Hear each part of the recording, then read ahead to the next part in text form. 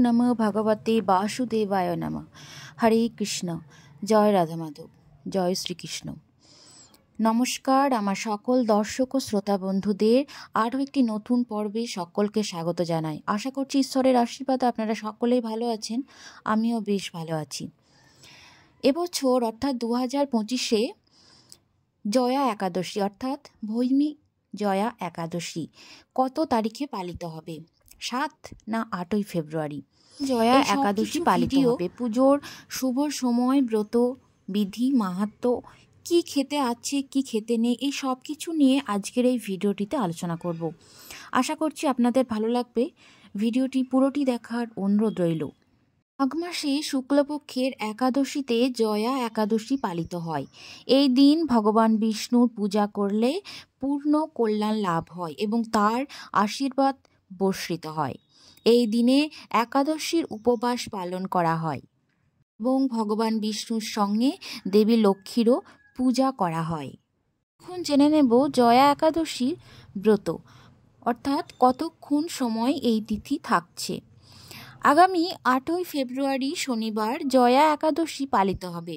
মাঘ মাসে শুক্লপক্ষের একাদশী তিথি শুরু হচ্ছে 7ই ফেব্রুয়ারি রাত্রি 9টা 26 মিনিটে এবং 8ই ফেব্রুয়ারি রাত্রি 8টা 15 মিনিটে এই একাদশী তিথি সমাপ্ত হবে।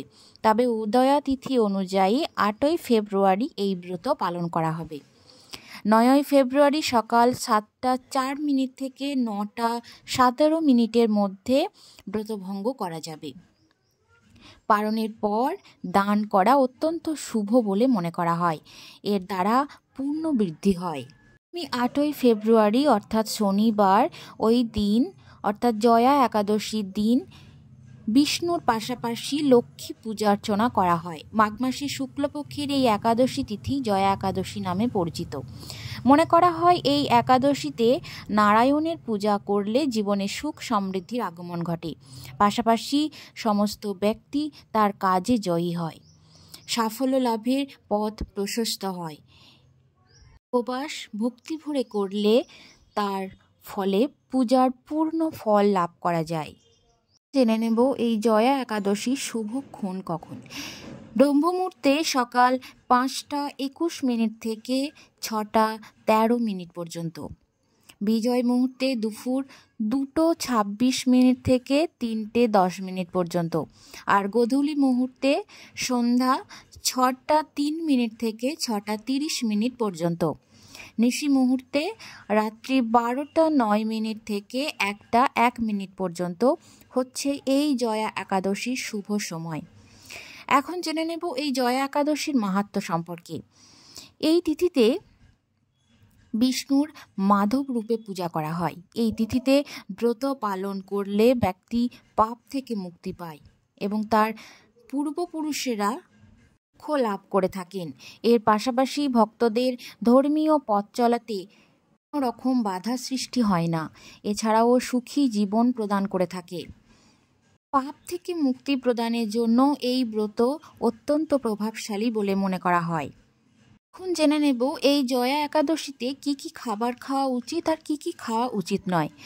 জয়া একাদশীতে খাওয়া দাওয়ার বিশেষ কিছু নিয়ম রয়েছে যা পালন করা অত্যন্ত জরুরি।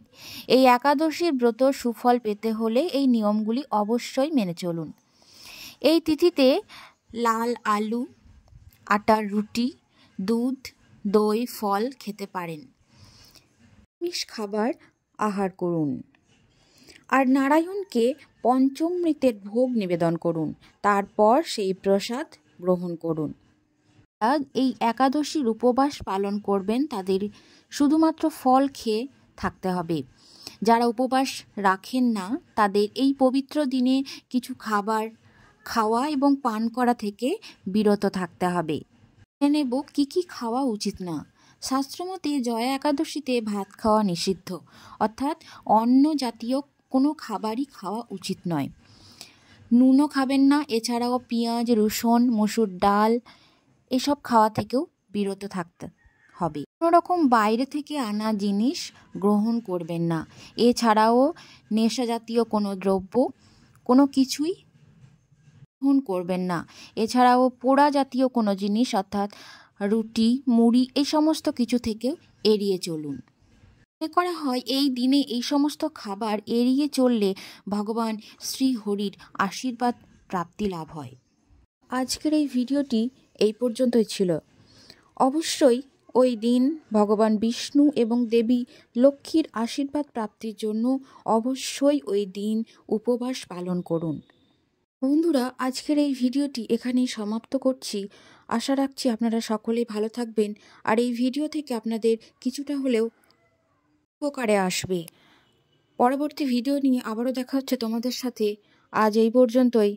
সকলে ভালো থেকো। হরে কৃষ্ণ, জয় রাধা মাধব। রাধে রাধে বন্ধুরা।